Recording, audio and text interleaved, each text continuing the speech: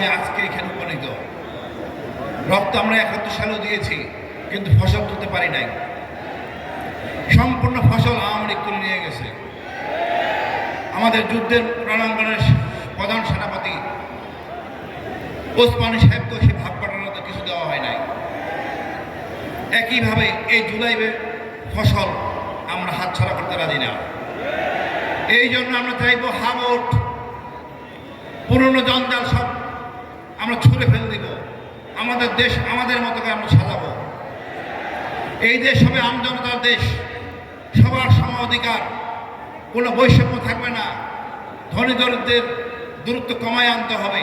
আমার বিশ্বাস এই অঙ্গীকার আমাদের জামাতে ইসলামের আমির উনি এটা করতে পারবেন। তার উপরে আমার আস্থা আছে। অন্তত এই লোকগুলি চোর না, বাটপার না। আমরা এই চোর বাটপারকে দেখতে চাই না। ৫৪ বছর আমরা এই চোর বাটপারের কথা শুনছি, আর সেই ৭১-এর ট্যাগ এগুলি আমরা শুনতে চাই না। আমরা বেঁচে যাই, আমরা নিজের কাজ করে আমরা খাই, কিন্তু আমরা এখান থেকে জানালা দিতে হয়। আমাদের নেতারা যুদ্ধ করেন নাই, ওনাদের ছেলেরাও যুদ্ধ করেন নাই, কিন্তু ওনারা সবটাই নেবেন। আমরা এমন চাই না। যারা যুদ্ধ করছে, যারা রক্ত দিছে, তারাই দেশ শাসন করবে। আমার মনে হয় এখন সময় আমাদের ঘুরনো দাঁড়ানো। কাউকে ভয় পাওয়ার কিছু নাই। আমরা আমাদের যা আছে তা নিয়ে আমরা বাঁচবো।